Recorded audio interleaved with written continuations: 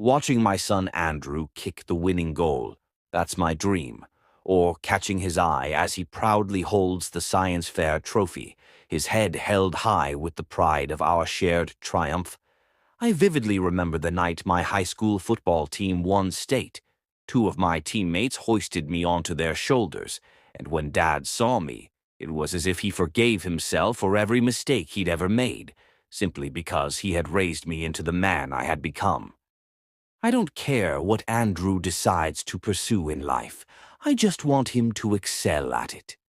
Isn't that what all fathers want? He's turning 8 next month, and I know the next generation's best. His future competition have already begun honing their talents. Mozart started playing at 3, Picasso could draw before he could talk, and Michael Jackson was performing live by 6. It's taken a while for Andrew to find his niche, but lately he's become really passionate about mountain and trick biking. His mother, Amy, thinks it's too dangerous, but I understand the importance of being passionate about your skills, so I encourage him every chance I get. Amy just doesn't see it the same way. She notices every little cut or bruise, and suddenly, that's all that matters. But I believe if you aren't willing to bleed a little to achieve your dreams, then you don't deserve to have them come true. That's why we started practicing in secret. I'd tell Amy we were just going to ride around the block, but once the house was out of sight, we'd blast off toward the hills, sharing a conspiratorial grin. Andrew was fearless, bouncing down cliffs and rocky slopes that would have given even me pause. Each day he came home a little stronger and more confident, making all the exhaustion and sneaking around worth it. He was going to be the best, and I was going to be the one to make it happen.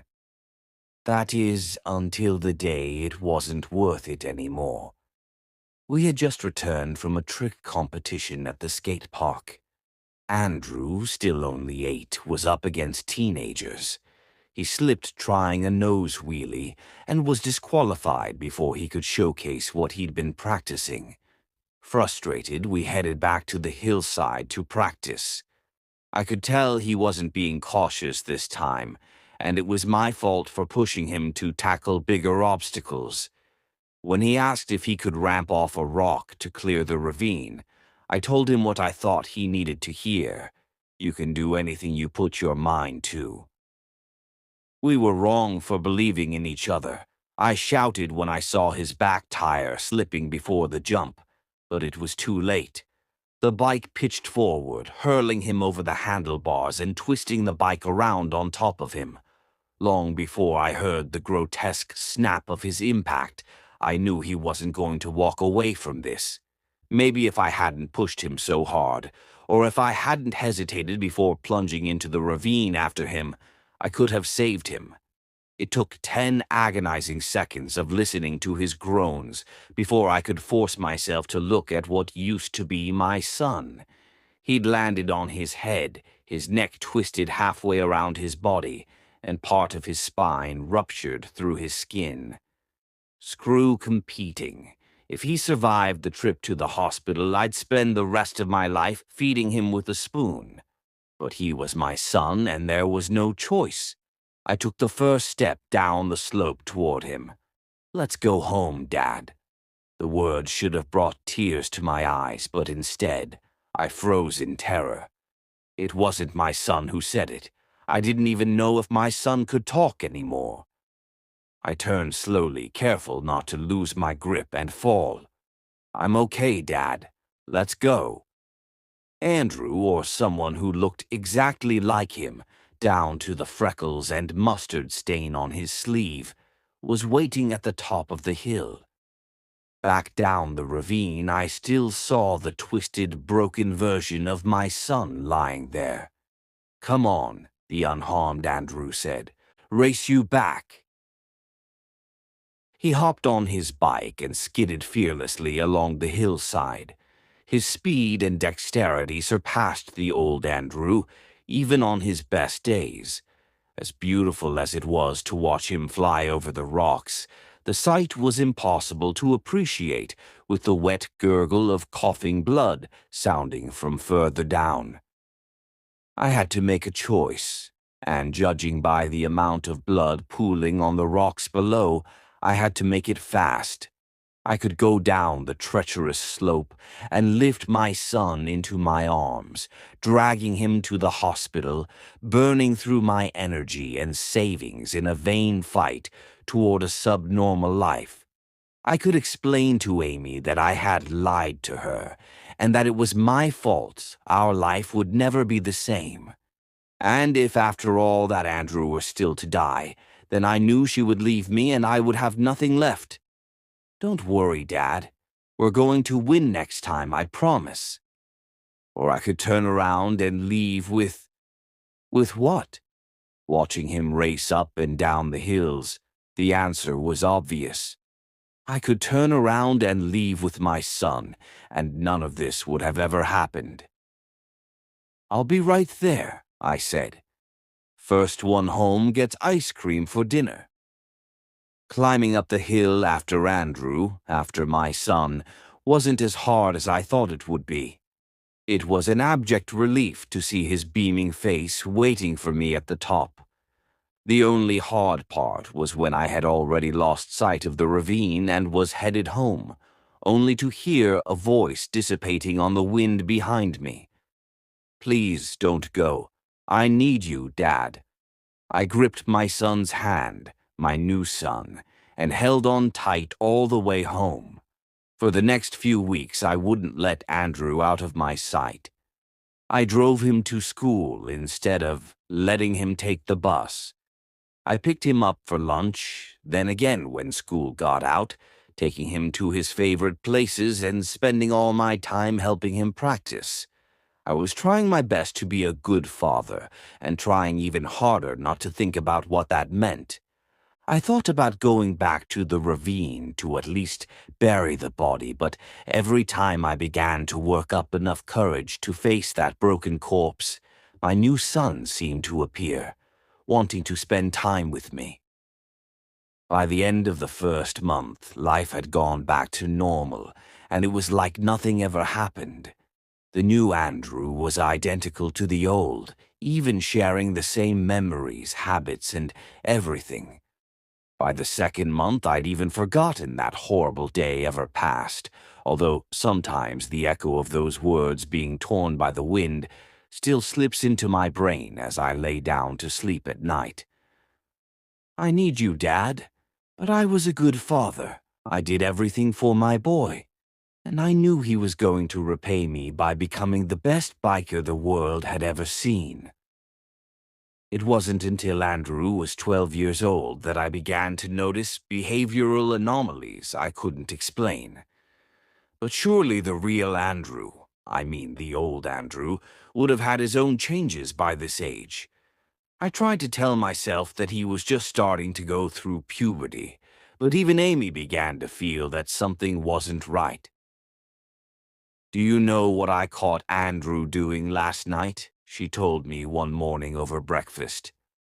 He's going to be a teenager soon. I'm sure I don't want to know. He was eating a bug, she declared.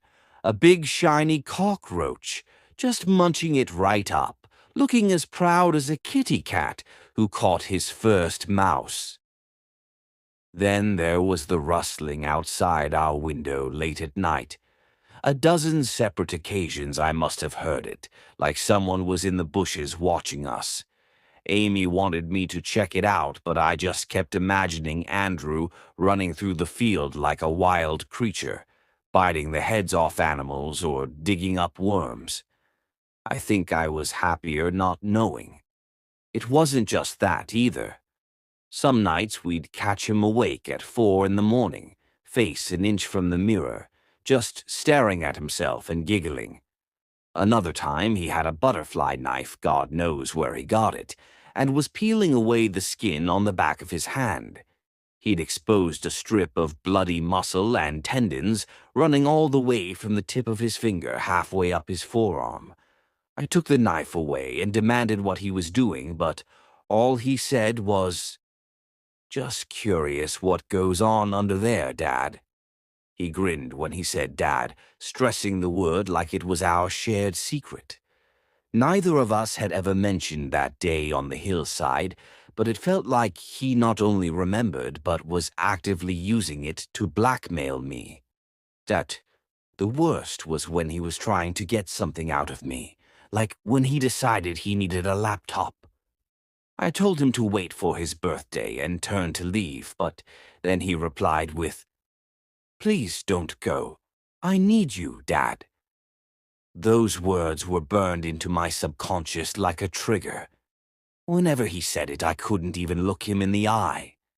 I'd just cave and give him what he wanted. It's not because he was the boss of me or anything. There's nothing wrong with me wanting to be a good father. All the while, he kept practicing with his bike. He was the best I'd ever seen, and anyone who saw him swore the same. He refused to participate in anything big because he wasn't ready yet, but he blew all the local competitions away.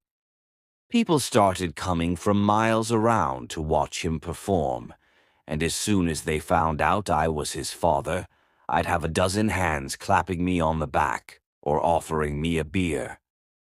"You must be so proud of him," they'd all say. "Of course I am. He's my son." This coming weekend is going to be his biggest one yet. Some YouTube personality will be recording the whole thing, and I know the second the world sees what my boy can do, he'll be too big to ever put back in a box. I tried to warn him about how things will change after that, but he wouldn't listen to me. "Isn't this what you wanted?" he asked. He sat down on his bed, giving me a look of wide-eyed, blameless sincerity, as though he was a perfect angel sent here to bless my life. Bullshit act. "Don't pretend you know what I want," I told him. I was sick of that grin he always wore. "You go if you want to, but you're going alone. I don't want any part in this media circus." I turned to leave, trying to get out of his room quick enough before he said, "Please don't go. I need you, Dad." I don't know why, but that time it really got to me. It wasn't just a little kid trying to get away with something. This was an active taunt, manipulation of the highest degree. I thundered back around to face him, hoping to put my foot down and re-establish myself as the authority figure. "If I ever hear you say that again, I'm going to beat your ass until—" "Until what?" he interrupted. "Until I'm as broken as he was?" My breath caught as though someone had reached down my throat and grabbed it from the inside. He'd never spoken of the other Andrew before. I'd hoped to God he never would. My hands involuntarily clenched into fists, so tight I could feel my muscles trembling all the way up my shoulders. "It was never about me succeeding, was it?" he asked, that arrogant grin spreading across his face. "You just wanted a little for yourself, didn't you? Only now the light's grown too bright, and you're getting scared. I want you out of this house, now." I'd never spoken like that before in my life, so low it was closer to a growl than words. "You sure Mom agrees with you on that? Don't call her that. Get out. I want you gone. Throw away one son and it's his fault." Andrew wasn't backing down. He was standing an inch from my face now. "Throw away two, and suddenly it's yours." I threw my fist at his face with everything I had. Maybe I could break his nose or knock his teeth out. Maybe I could scar him up. Anything to make this imposter look less like my son. I hadn't realized just how strong he'd grown, though, and when he swatted my fist away, it felt like the bones in my hand were rearranging themselves. "Don't be like that, Dad," he said. "You wanted me to be the best, didn't you?" I grunted through the pain and swung again. My eyes could barely follow the blur of his movements. He locked my outstretched arm against his side, and before I knew what was happening, he'd spun me around and slammed me into his closed door. I tasted blood, and my arm strained so badly against his pressure that it must be about to dislocate. I bit my tongue, trying not to scream. I couldn't let Amy know her son was a monster. "What do you want from me?" I had to spit and mumble to push the words through the bubbling blood and the pressed doorframe. He let me go and laughed as I slid to the floor. "I'm not like you. I don't need anything from anyone. I just like being on your side of the world. Where I'm from, we don't have families like this." I strained for any sign that the words were changing as he spoke.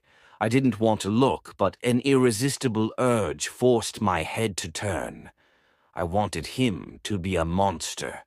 Some horrible gray-skinned ghoul with tentacles, or a dozen gaping maws.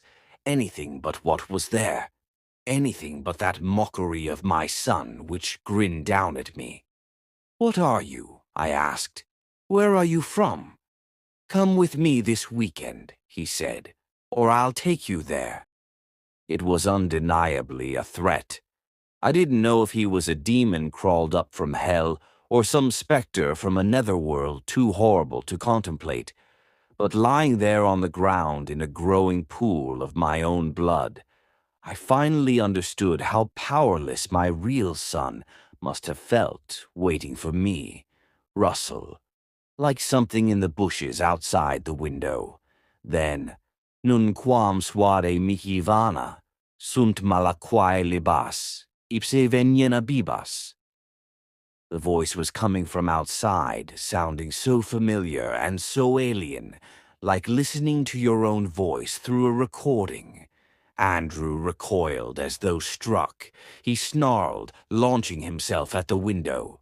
Finally, the illusion of his humanity was beginning to shed, and beneath the distorting fabric of his t-shirt, I could see the red blisters spreading. The creature roared as it smashed into the glass, but a brilliant light radiated from the panel and repelled it like an electrically charged fence. "Exorcizamus te omni satanica potestas." I could just make out a hunched shape outside the window, but it was immediately obscured by another blinding flash of light, which penetrated through the morphing creature. Boils the size of my head were swelling and rupturing down the length of its back. Black pus flowed freely down its sides. Again it slammed itself into the window, but this time it vanished straight through the portal without so much as cracking the glass behind. By the fading brilliance and without the creature blocking my view, I saw the figure on the other side of the glass. Its back was as twisted and monstrous as the creature who had just been banished, and its face was unevenly stitched together with a network of scars, burns, and unsealed holes which allowed me to see straight through his cheek and into his mouth. Through all the disfigurement and abuse, it was clear that nothing which has happened to him, nothing that could ever happen to him, could ever disguise the fact that he was my son. It was difficult to explain, and even more difficult for Amy to understand, but she confessed that she always felt something wasn't right, and was relieved to finally have an answer. Andrew, my real boy, told us that the thing was called an irascenct, and they exist as powerless swarms of unresolved desires. Sometimes they will find their way to us through minute holes that exist between dimensions, although they remain harmless until they are given power by our acceptance of them. The irascenct cannot remain here long without taking a form, and even once they are accepted, they can only stay so long as they replace the void they left behind with someone from our side. When I took the creature home as my son, I gave it the strength to banish my true son to the other side, although the recounting of his journey there is another story altogether.